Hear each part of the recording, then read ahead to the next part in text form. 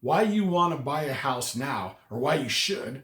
Hello, Stephen Brown with Real Broker Red Rock. Welcome to my channel. You know, it's been an eerie quiet among my buyers, and when I talked to them, many got scared off when the rates tripled, which really reduced their buying power, and I get it. But I also hear a lot of buyers saying, you know what, we're going to wait until the market crashes. It doesn't help that the media is pushing that narrative. But remember, it's the negative news that sells ads. And instead of arguing about that, let's look at some of the data and see what the experts are saying. 4 of the 7 leading experts are forecasting the appreciation for 2023, and 3 are forecasting a slight depreciation. So if we average it all out, we still come up with a 0.4% appreciation. Now let's look at home sales. Total home sales in 2022 were almost 6 million, and the forecast for this year, 2023, is just above 5 million. Still stronger than 2008 through 11. And what fueled the crash of '07 was the market. It was flooded with inventory. Remember that same time period that produced so many foreclosures? Well, this graph shows 2 million homes foreclosed at the peak of the recession. In 2022, there was only 88,000. We're not even close. And I've said before that the market is controlled by supply and demand. Now take a look at this graph showing that in the market crash of '07, we had 4 million homes on the market. Compared to today, 2022, we only had 1.22 million. So we don't have an oversupply. And now look at this other graph. The yellow bar showed the supply, the blue bar showed the demand. See the bar at 2006? Nearly 2,000 homes were available versus only 500 buyers. And recently, we show a demand of over 1,500 and a supply of only 1,300. So 1,500 buyers for less than 1,300 homes.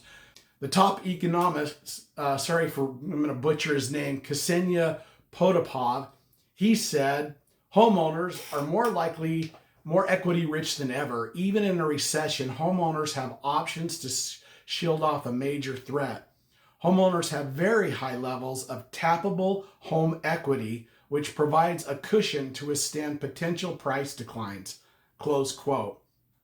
So no expected foreclosures, at least not as many. Not only that, most Americans are not holding on to as much debt as they did in the past. Right now, the average American 3.9% versus 7.21% in '07. And Lawrence Yun, a chief economist and member of the NAR, said, the upcoming month should see a return of buyers as the mortgage rates appear to already have peaked and have been coming down since mid-November. Close quote.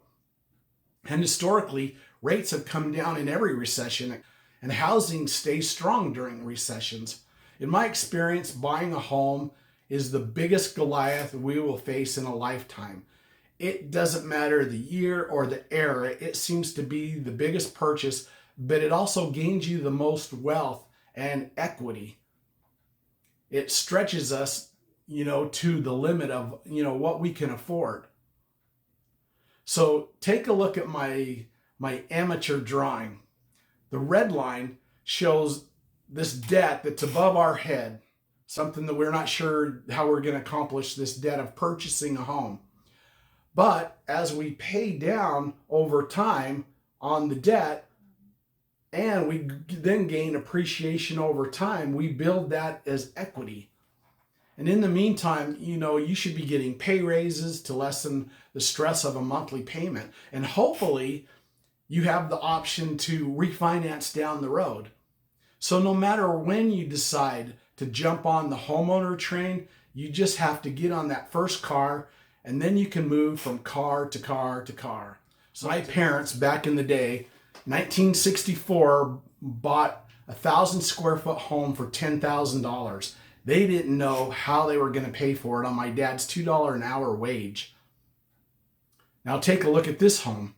I took a buyer to see it in 2018. It's a 3-bedroom, 2-bath home with 1,435 square feet, and it was listed in 2018 for just under $230,000. My buyer said, you know what, I'll only offer 175. And I told him the market at the time that the seller wasn't going to take that. Well, then my client, he announced that he was going to wait until the market crashes, and then he was going to buy. Well, that same home would go for an average of $405,000 in today's market, and there's still no crash. And the home went up in value $179,500. Where else can you earn or save $44,000 a year? So I just gave you two different scenarios in two different eras. The numbers change, but the stretch of the investment, it's always the same. It seems like you're always working from behind. So let's get you qualified so that you can become a homeowner or buy your next home.